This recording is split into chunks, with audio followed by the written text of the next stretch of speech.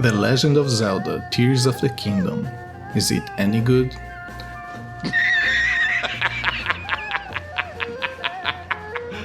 You serious? Breath of the Wild had a very special place in my heart. It was the last game that I played as a regular dude, and the first game I played as a father.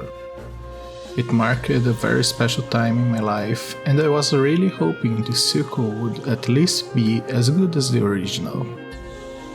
6 years later, the game was released. I am a completely different person than the one who played the first game, and my baby is already a big girl. I moved countries, flying from Brazil to Canada, and just as everybody else, went through a pandemic that changed the planet. I was convinced, before ever playing the game, that it would hardly be as incredible as the first one. The Nintendo Switch was starting to show its age. Both the Xbox Series X and the PlayStation 5 were starting to show the future of graphics in gaming, while Nintendo was far away from unveiling its next console. Tears of the Kingdom felt like the swan song of the Nintendo Switch, just like Twilight Princess bridged the transition between the GameCube and the Wii, and Breath of the Wild between the Wii U and the Switch. I couldn't wait to get the game in my hands and dive into the world of Hyrule once again. I just wasn't aware of how deep this dive would take me. So, about the game.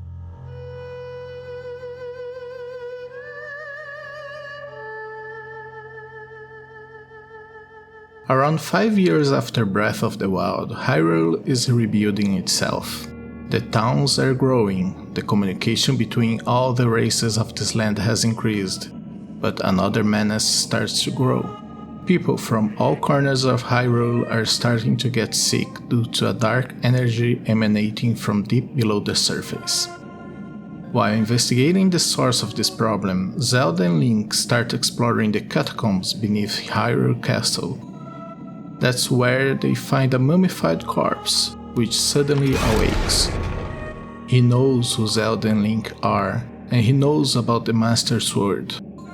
Using his dark energy, this new villain destroys the Master Sword, disables Link's arm, and causes several parts of the land to float, becoming sky islands.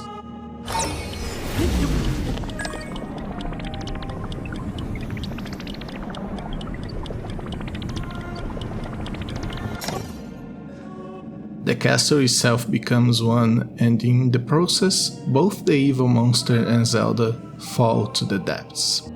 Link tries to jump after her, but she disappears in thin air while he is saved by mysterious glowing floating arm. After some time has passed, Link awakens in one of the floating islands. Taking the place of his damaged arm, the mysterious glowing one is now attached to Link's body. Now, Link has to uncover who this new villain is, what is happening to Hyrule and all of those floating islands, and finally, find Zelda. Just like Breath of the Wild, the first Sky Island you are going through serves as a big tutorial section, showing us how to use all the new abilities Link has due to his new arm. In the beginning, you have 4 main abilities.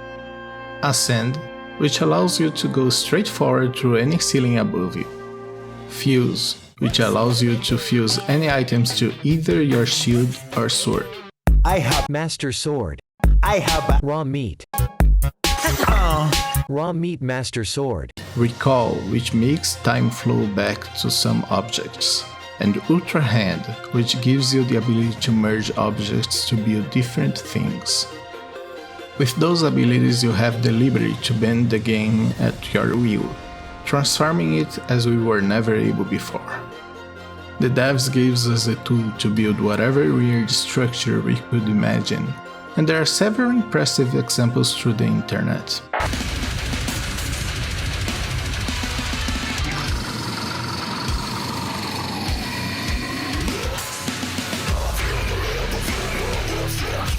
After gathering your new abilities and learning about the state of this world, we jump down to the land to find ourselves back to the green fields of Hyrule. But even if it looks familiar, there are several new things happening in this place that completely changes the feeling of the game. While in Breath of the Wild, every place we find is either destroyed or the people are hiding in fear of the calamity, in Tears of the Kingdom everything seems to be brimming with life. Kakariko Village is exploring tourism as they have some interesting ring-like ruins fallen from the sky around them. Hateno grew with a new fashion empire dominating the village economy. Even Terry Town, which didn't exist in the original game and its creation was hidden behind a side quest, became a construction powerhouse. But it's not all sunshine and roses in the land of Hyrule. The spread of the gloom is affecting all the 3 other main kingdoms of the land. The Gerudo are under a heavy sandstorm. Rito Village is practically frozen. The Goron are getting zombified. And the poor Zoras, well, it seems the sky sewage is being dumped all over them. Of course, it is up to us to help everybody out while saving Princess Zelda. Those are the main missions we have in this game, but there are so much more to do. We have a huge number of side quests to tackle, a new house to build, dragons to fly with, equipment to evolve, shrines to go through, things to build, and, as expected, Koroks. This time we have 1,000 of them to find, 100 more than in the previous game.